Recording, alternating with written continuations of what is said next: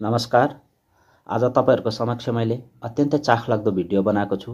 जन्म, पुनर्जन्म, मृत्यु र मोक्षको विषयमा र अन्तिमसम्म भिडियोलाई हेर्नुहोला। मानव शरीर बन्नुभन्दा पहिला पञ्चकोशको निर्माण हुन्छ, जसलाई हामी अन्नमय कोश, प्राणमय कोश, मनोमय कोश, विज्ञानमय कोश र आनन्दमय कोश भनिन्छ। तत्पश्चात पञ्चमहाभूतको सृजन हुन्छ, जसलाई हामी ताप, वायु, आकाश, पृथ्वी र जल भनिन्छ। यी पञ्चमहाभूत सिधा गएर अन्नमय कोशमा स्थापित हुन्छ र अन्नमय कोशमा स्थापित हुने बित्तिकै सम्पूर्ण एउटा मानव शरीरको ढाँचा बन्न पुग्छ। त्यसैले हामीले अन्नमय कोशलाई एउटा भौतिक शरीर, स्थूल शरीर पनि भन्ने गर्छौँ। तत्पश्चात चारवटा सूक्ष्म शरीर हुन्छ।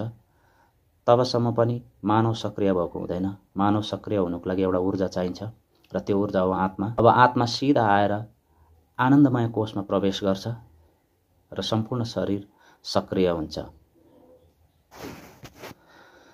शरीरले जन्म लिन्छ।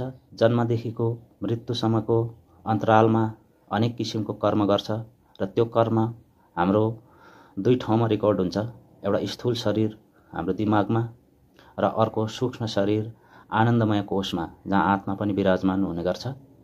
र हामी मर्दाखेरि भौतिक शरीर नष्ट हुन्छ र भौतिक शरीरमा भएको रेकर्ड पनि नष्ट हुन्छ।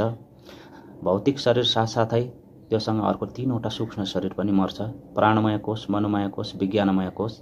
यो अन्नमय कोशसँगै मरेर जान्छ। अन्ततः यात्रा र हाम्रो कर्मको लेखाजोखा आनन्दमय कोशमा हुन्छ। आनन्दमय कोश र आत्मा परलोकमा यात्रा गर्छ र स्वर्गीय सुख पनि आनन्दमय कोशले नै भोग्छ, किनभने आत्मालाई प्रकृतिको नियम कुनै लागू हुँदैन। त्यसैले नरकको यातना पनि आनन्दमय कोशले नै भोग्छ।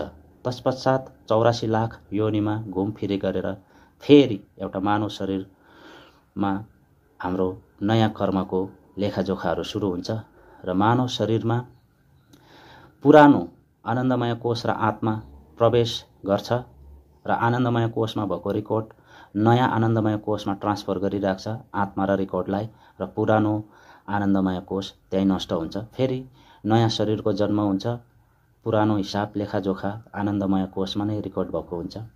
त्यही किसिमले बारम्बार यही प्रक्रिया चल्छ जबसम्म हाम्रो आनन्दमय कोशमा रेकर्ड समाप्त हुँदैन, शून्य हुँदैन, तबसम्म आत्मा शरीरबाट मुक्त हुन सक्दैन र आत्मा शरीरबाट मुक्त भएर परमात्मालाई विलिन हुनु नै मोक्ष भनिन्छ।